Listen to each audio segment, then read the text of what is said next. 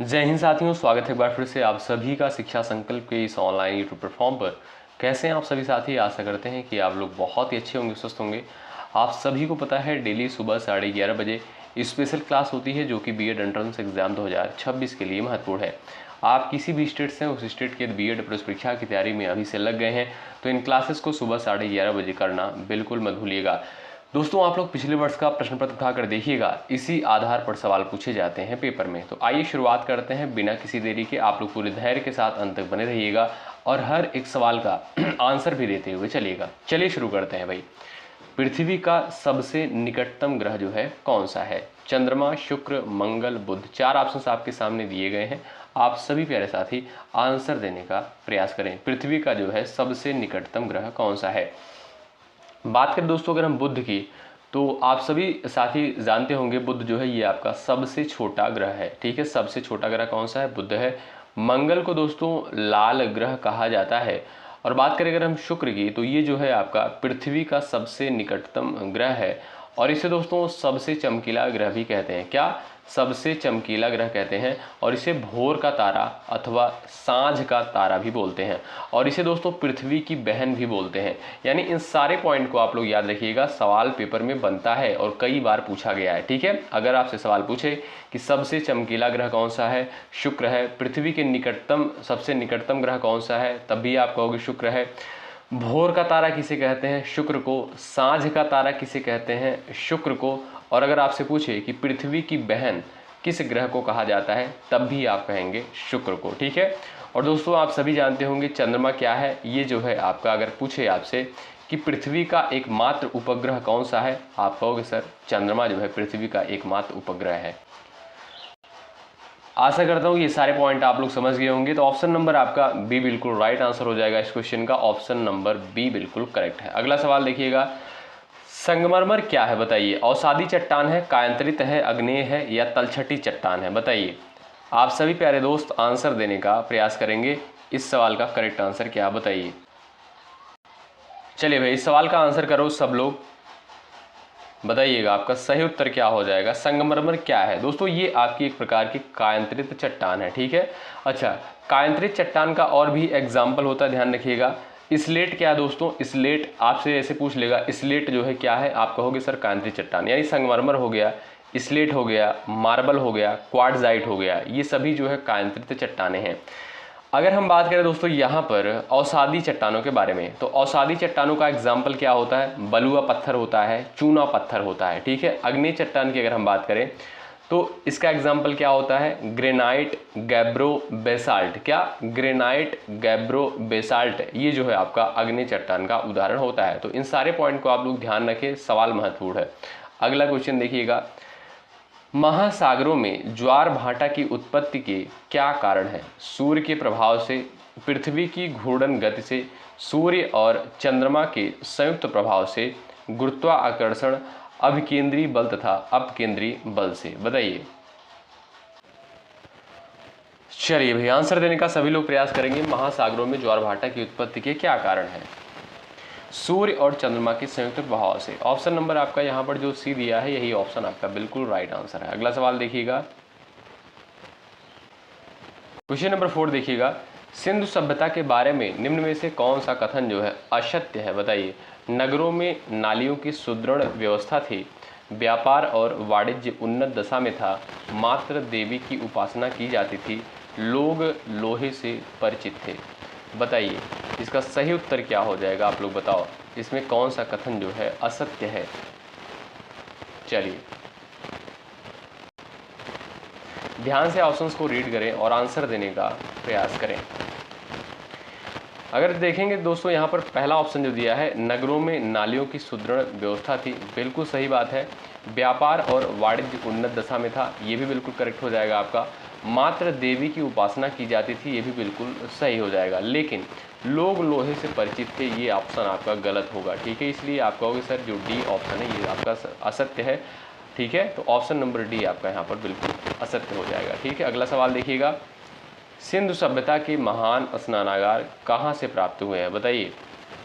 मोहनजोदड़ो से, हड़प्पा से, लोथल से, कालीबंगा से? आपका सही उत्तर क्या हो जाएगा? आंसर देने का प्रयास करें। चलिए आपका सही उत्तर दोस्तों क्या हो जाएगा, मोहनजोदड़ो। ऑप्शन नंबर ए बिल्कुल राइट आंसर हो जाएगा। सिंधु सभ्यता के महान स्नानागार जो है कहाँ से प्राप्त हुए हैं, मोहनजोदड़ो से। लोथल दोस्तों ये आपका कहाँ पर स्थित था, ये आपका गुजरात में स्थित था। और कलिबंगा दोस्तों ये आपका कहाँ पर स्थित था, ये जो है आपका राजस्थान में स्थित था। ठीक है, अगला सवाल देखिए, सवाल नंबर 6 है, मूर्ति पूजा का प्रारंभ कब से माना जाता है, पूर्व आर्य से, उत्तर वैदिक काल से, मौर्य काल से, कुषाण काल से, बताएं। मूर्ति पूजा का आरंभ कब से माना जाता है, बताइएगा, आंसर देने का प्रयास करें। आपका सही उत्तर हो जाएगा यहाँ पर पूर्व आर्य काल से। ठीक है, ऑप्शन नंबर ए बिल्कुल राइट आंसर हो जाएगा, ए ऑप्शन बिल्कुल करेक्ट होगा। अगला सवाल देखें, जो यहाँ है वह अन्यत्र भी है, जो यहाँ नहीं है वह कहीं नहीं है, यह निम्न में से किस ग्रंथ में कहा गया है, रामायण, महाभारत, राजतरंगिणी, गीता, बताइए। जो यहाँ है वह अन्यत्र भी है, जो यहाँ नहीं है वह कहीं नहीं है, यह निम्न में से किस ग्रंथ में कहा गया है। ध्यान रखिएगा, ये दोस्तों आपका महाभारत में कहा जाने वाला वाक्य है। ऑप्शन नंबर बी बिल्कुल राइट आंसर हो जाएगा। अगला सवाल ये रहा आपके सामने, सारनाथ में बुद्ध द्वारा दिया गया और प्रथम उपदेश निम्न में से किस नाम से जाना जाता है, बताइए। चलिए भाई, आप सभी साथियों को पता होगा, नहीं पता है तो जान लीजिए। सारनाथ में, ध्यान रखिएगा, सारनाथ में जो है गौतम बुद्ध के द्वारा अपना प्रथम उपदेश दिया गया था और इस प्रथम उपदेश को जो है धर्म चक्र प्रवर्तन के नाम से जानते हैं। तो ऑप्शन नंबर बी बिल्कुल राइट आंसर हो जाएगा। ठीक है भाई, अगला सवाल, बाजार नियंत्रण प्रथा लागू की थी गयासुद्दीन तुगलक ने, अलाउद्दीन खिलजी, जलालुद्दीन खिलजी, बलबन ने, बताइए। बाजार नियंत्रण प्रथा जो है किसके द्वारा लागू करी गई थी, अलाउद्दीन खिलजी के द्वारा जो है, ध्यान रखिए, अलाउद्दीन खिलजी के द्वारा बाजार नियंत्रण प्रथा लागू करी गई थी। बी ऑप्शन आपका यहाँ पर बिल्कुल राइट होगा। अगला सवाल, मोहम्मद बिन कासिम जो है कहाँ का था, तुर्क, मंगोल, अरब, तुर्क, अफगान, बताइए। आप सभी साथी आंसर करेंगे। मोहम्मद बिन कासिम जो है कहाँ का था, चलिए भाई आंसर दीजिएगा सभी प्यारे दोस्त। यहाँ पर राइट आंसर आपका क्या हो जाएगा, यहाँ पर आपका राइट आंसर हो जाएगा अरब का। ठीक है, ऑप्शन नंबर बी सी। ठीक है, अगला सवाल देखें, शेरशाह सूरी का मकबरा जो है कहाँ पर स्थित है, सवाल नंबर 11 का आंसर करिएगा।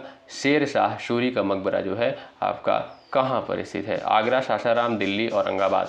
आपका सही उत्तर हो जाएगा दोस्तों, सासाराम में जो है शेरशाह सूरी का मकबरा स्थित है। बी ऑप्शन बिल्कुल करेक्ट आंसर होगा। अगला सवाल ये रहा, उपनिषद का फारसी में अनुवाद किस मुगल सम्राट के शासनकाल में हुआ था, सवाल नंबर 12 का राइट आंसर क्या है, बताएं। चलिए सभी लोग आंसर करें। उपनिषद का फारसी में अनुवाद किस मुगल सम्राट के शासनकाल में हुआ, अकबर के शासनकाल में। ऑप्शन बी बिल्कुल राइट आंसर है। अगला सवाल, अकबर का मकबरा कहाँ पर स्थित है, बताइए। सवाल नंबर 13 का राइट आंसर क्या है। चलिए भाई, अकबर का मकबरा जो है कहाँ पर स्थित है। एक बार सभी साथी सेशन को लाइक कर दें, शेयर कर दें। यदि आप लोग टेलीग्राम चैनल से नहीं जुड़े हैं, जुड़ जाइएगा, डिस्क्रिप्शन बॉक्स में लिंक दे दिया गया है। साथियों, आप किसी भी स्टेट से उस स्टेट की बीएड प्रवेश परीक्षा की तैयारी में अभी से मेहनत के साथ लग गए हैं तो शिक्षा संकल्प की इस ऑनलाइन यूट्यूब प्लेटफॉर्म से आप लोग जुड़ सकते हैं। यहाँ से हेल्प आपको हर हाल में मिलेगी। चलिए, अकबर का मकबरा जो है कहाँ पर स्थित है, आपका सही उत्तर हो जाएगा सिकंदरा में जो है अकबर का मकबरा स्थित है। ए ऑप्शन बिल्कुल करेक्ट होगा। अगला सवाल ये रहा, वास्को डी गामा भारत कब आया, बताइए। चलिए, वास्को डी गामा जो है भारत कब आया, आपका सही आंसर क्या हो जाएगा, बताएं। चलिए, सभी को पता होना चाहिए भाई। सही उत्तर हो जाएगा 1498 में। ऑप्शन बी बिल्कुल राइट आंसर होगा। अगला सवाल, रैयतवाड़ी प्रथा जो है किसने प्रारंभ की थी, सवाल नंबर 15 का राइट आंसर बताइए। रैयतवाड़ी प्रथा जो है किसके द्वारा प्रारंभ करी गई थी।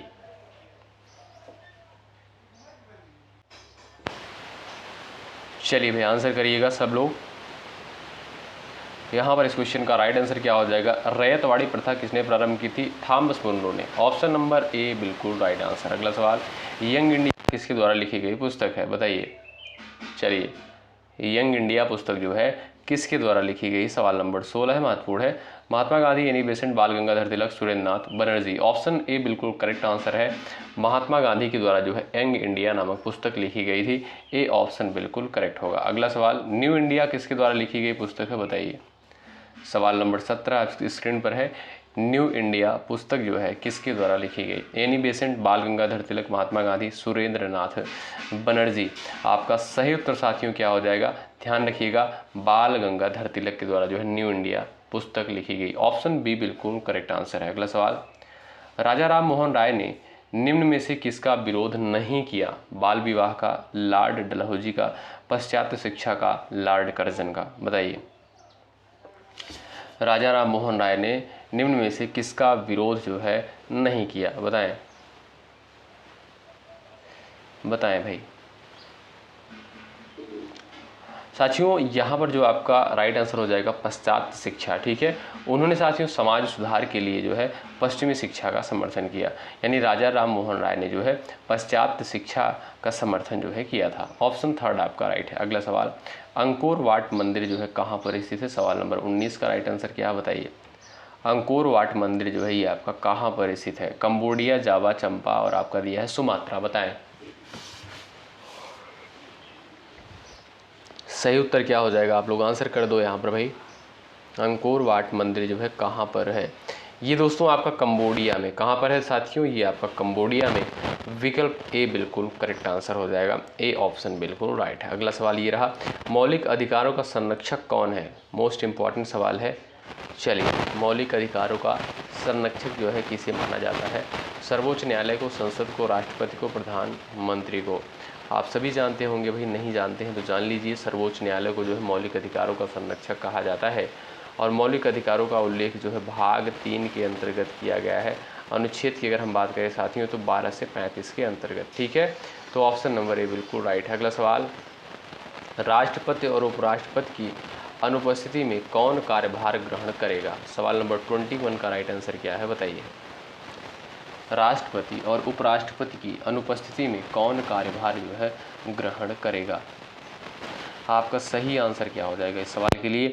आपका राइट आंसर क्या हो जाएगा? आपका सही उत्तर हो जाएगा सर्वोच्च न्यायालय का मुख्य न्यायाधीश। ऑप्शन नंबर ए बिल्कुल करेक्ट आंसर है। जो भी दोस्त ये ऑप्शन पर गए भाई वो बिल्कुल सही है, वो बिल्कुल होशियार है। ऑप्शन नंबर आपका 22, यहाँ पर सवाल नंबर 22 है, राष्ट्रपति शासन अधिकतम कितने वर्ष के लिए लगाया जाता है? चलिए, राष्ट्रपति शासन अधिकतम कितने वर्ष के लिए लगाया जा सकता है? 1 वर्ष के लिए, 2 वर्ष के लिए, 6 वर्ष के लिए और आपका दिया 3 वर्ष के लिए। आपका सही उत्तर क्या हो जाएगा, आप लोग बता दो, फटाफट आंसर कर दो। चलिए, सही आंसर क्या हो जाएगा भाई? राष्ट्रपति शासन की अगर बात करें दोस्तों, इसका उल्लेख किस अनुच्छेद में किया गया है? 356। ठीक है, 356 में किया गया है। और ऑप्शन नंबर आपका यहाँ पर जो थर्ड दिया है, बिल्कुल यहाँ पर ऑप्शन नंबर साथियों डी करेक्ट होगा। ठीक है, डी करेक्ट होगा। 3 वर्ष के लिए राष्ट्रपति शासन अधिकतम जो है 3 वर्ष के लिए लगाया जा सकता है और राष्ट्रपति शासन का उल्लेख जो है अनुच्छेद 356 के तहत किया गया है। अगला सवाल ये रहा, किस तारीख को सबसे बड़ा दिन होता है? बताइए, किस तारीख को जो है सबसे बड़ा दिन होता है? 21 जून, 22 जुलाई, 25 दिसंबर, 23 मार्च को। सवाल नंबर 23 आपके स्क्रीन पर है, आंसर दीजिएगा सभी प्यारे दोस्त। आपका सही उत्तर क्या है बताएं। 21 जून को, याद रखिएगा साथियों, 21 जून को जो है आपका सबसे बड़ा दिन होता है। ए ऑप्शन जो है बिल्कुल सही उत्तर है। अगला सवाल, रजत क्रांति किससे संबंधित है? बताइए। चलिए भाई, रजत क्रांति का संबंध जो है किससे है? चमड़ा, कपास, तेल के बीज, जूट। ऑप्शन नंबर डी जो है बिल्कुल राइट आंसर हो जाएगा। रजत क्रांति का संबंध किससे? जूट उत्पादन से है। डी ऑप्शन बिल्कुल करेक्ट है। अगला सवाल ये रहा, निम्नलिखित में से कौन इंग्लिश चैनल पार करने वाली पहली भारतीय महिला थी? बताइए। यहाँ क्वेश्चन में देखिएगा दोस्तों, तैयार कर लिखा गया है, ये टाइपिंग मिस्टेक हो गया है, इसको आप लोग काट लीजिएगा। ठीक है, निम्नलिखित में से कौन इंग्लिश चैनल पार करने वाली पहली भारतीय महिला थी? आपका सही आंसर क्या है बताइए। चलिए भाई बताइए। आरती साहा। जो भी साथी जा रहे हैं ऑप्शन नंबर ए पर, वो यहाँ पर भाई बिल्कुल राइट हो जाएंगे। ए ऑप्शन बिल्कुल करेक्ट आंसर हो जाएगा। साथियों, आरती साहा जो है 1959 में इंग्लिश चैनल तैर कर पार किया था। कब? 1959 में। सवाल नेक्स्ट है, किस प्रकार की मिट्टी में गर्म मौसम में दरारें पड़ जाती हैं? 26 का आंसर क्या है बताएं। किस प्रकार की मिट्टी में गर्म मौसम में दरारें पड़ जाती हैं? पीली मिट्टी, काली मिट्टी, लेटेराइट, जलोढ़ मिट्टी। ऑप्शन नंबर बी का राइट हो जाएगा। काली मिट्टी में जो है दरारें पड़ जाती हैं, ठीक है। इसमें जो है नमी अधिक होती है और सूखने पर जो है दरारें पड़ जाती हैं। और ये मिट्टी जो है कपास की खेती के लिए उपयुक्त मानी जाती है, कपास की खेती के लिए बेहतरीन होती है। कोयले की खानों में निम्नलिखित में से कौन सी गैस विस्फोट का कारण बनती है? Carbon dioxide, nitrogen, methane, butane. बताइए, कोयले की खानों में निम्नलिखित में से कौन सी गैस विस्फोट का कारण बनती है? चलो भाई, सभी साथी यहाँ पर आंसर दें। तो जो भी दोस्त ऑप्शन नंबर 3 पर गए हैं वो बिल्कुल राइट है, मीथेन, ठीक है। कोयले की खानों में निम्नलिखित में से कौन सी गैस विस्फोट का कारण बनती है? तो वो मीथेन। इसका रासायनिक सूत्र क्या है? CH4, ठीक है। अगला सवाल ये रहा, पिन घाटी राष्ट्रीय उद्यान कहाँ पर स्थित है? बताएं, पिन घाटी राष्ट्रीय उद्यान जो है ये आपका कहाँ पर स्थित है? आंध्र प्रदेश, हिमाचल प्रदेश, अरुणाचल प्रदेश और आपका दिया है मध्य प्रदेश। बताएं, आपका सही आंसर दोस्तों क्या है भाई? ऑप्शन नंबर आप देखोगे बी जो दिया है बिल्कुल राइट आंसर हो जाएगा। पिन घाटी राष्ट्रीय उद्यान जो है ये आपका हिमाचल प्रदेश में स्थित है। यहाँ दोस्तों दुर्लभ वनस्पतियों और हिमालयी जीवों के लिए फेमस है। यानी जो पिन घाटी राष्ट्रीय उद्यान है ये जो है दुर्लभ वनस्पतियों और हिमालयी जीवों के लिए फेमस है। यहाँ जो है हिम तेंदुए पाए जाते हैं। अगला सवाल ये रहा, भवई किस राज्य का लोक नृत्य है? बताइए, भवई जो है किस राज्य का लोक नृत्य है? इसका आंसर क्या है? हरियाणा, महाराष्ट्र, गुजरात और आपका दिया है राजस्थान। आपका सही आंसर क्या हो जाएगा साथियों? Rajasthan. Option number D correct है। भवई जो है किस राज्य का लोक नृत्य है? तो वो है आपका राजस्थान का। अगला सवाल ये रहा, भारत में नीली क्रांति के जनक के रूप में किसे जाना जाता है? ऑप्शन आप बताइएगा यहाँ पर राइट आंसर क्या हो जाएगा। भारत में जो है नीली क्रांति के जनक के रूप में जो है किसे जाना जाता है? बताइए, वर्गीज कुरियन को, MS स्वामीनाथन को, हीरालाल चौधरी को। आपका सही आंसर क्या है? आप देखोगे साथियों यहाँ पर जो आपका राइट आंसर हो जाएगा, हीरालाल चौधरी को जो है नीली क्रांति का जनक कहा जाता है। और नीली क्रांति का संबंध किससे है दोस्तों? मत्स्य पालन से है। किससे? मत्स्य पालन से है। अगला सवाल ये रहा, भारत छोड़ो आंदोलन कब शुरू किया गया था? बताइए, भारत छोड़ो आंदोलन जो है कब शुरू किया गया था और किसके द्वारा इसकी शुरुआत करी गई थी? आप सभी साथी जानते होंगे भाई, 1942 में जो है महात्मा गांधी के द्वारा भारत छोड़ो आंदोलन की शुरुआत करी गई। और 1942 में ही यानी इसी आंदोलन के दौरान ही महात्मा गांधी के द्वारा करो या मरो का भी नारा दिया गया था। अगला सवाल ये रहा, किस क्षेत्र में सरस्वती सम्मान पुरस्कार दिया जाता है? बताइए, सरस्वती सम्मान पुरस्कार जो है किस क्षेत्र में दिया जाता है? संगीत, साहित्य, पत्रकारिता, नृत्य। साथियों यदि आप लोग अभी से क्लासेस कर रहे हैं और धैर्य के साथ बने रहते हैं, पूरी क्लास को अटेंड करते हैं, तो एग्ज़ाम तक आते आते जो है आपका बहुत ही बेहतरीन तैयारी हो जाएगा, ठीक है। ये मैं प्रॉमिस करता हूँ आपसे। अभी आपको बहुत सारे बेहतरीन कंटेंट देने हैं, लेकिन धीरे धीरे चीज़ें आपको प्रोवाइड करी जाएंगी। आप लोग बने रहिएगा। किस क्षेत्र में सरस्वती सम्मान पुरस्कार दिया जाता है? तो आप कहोगे सर साहित्य के क्षेत्र में। ऑप्शन नंबर बी बिल्कुल राइट आंसर। अगला सवाल ये रहा, 1930 में मुस्लिम लीग का अध्यक्ष कौन था? बताइए, 1930 में जो है मुस्लिम लीग का अध्यक्ष कौन था?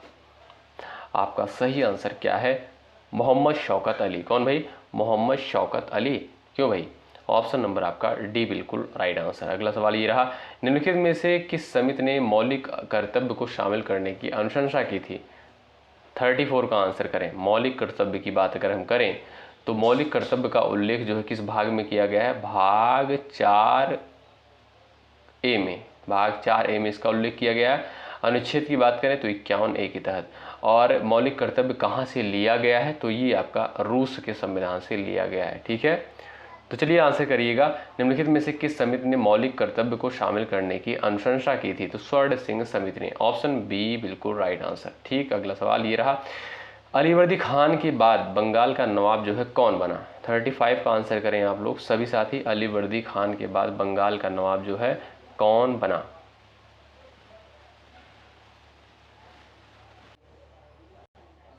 चलिए भाई बताओ, फटाफट आंसर करो आप लोग।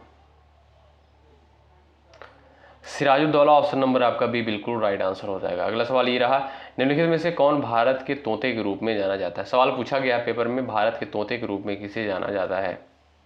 बताइए।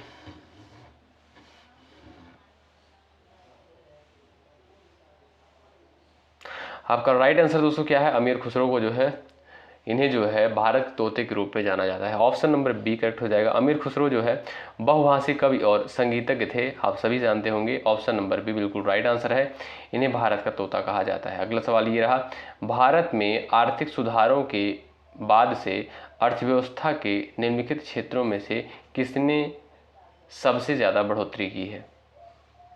प्राथमिक क्षेत्र, द्वितीय क्षेत्र, तृतीय क्षेत्र, इनमें से कोई नहीं।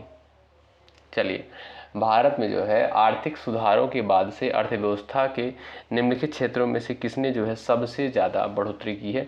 तो वो है दोस्तों आपका तृतीय क्षेत्र। और तृतीय क्षेत्र आप सभी जानते हैं सेवा क्षेत्र होता है। क्या भाई? सेवा क्षेत्र होता है। ठीक है, जैसे सूचना तकनीक हो गया, ये सारी जो चीज़ें होती हैं, और वित्त शिक्षा हो गया, ये सभी चीज़ें जो है आपका तृतीय क्षेत्र के अंतर्गत आती हैं। यानी जितनी सेवाएं होती हैं ये सभी आपकी तृतीय क्षेत्र के अंतर्गत आती हैं। अगला सवाल, डॉक्टर बी.आर. अम्बेडकर द्वारा किस अनुच्छेद को भारतीय संविधान का हृदय अथवा आत्मा के रूप में वर्णित किया गया है? मोस्ट इंपॉर्टेंट क्वेश्चन, बताइए।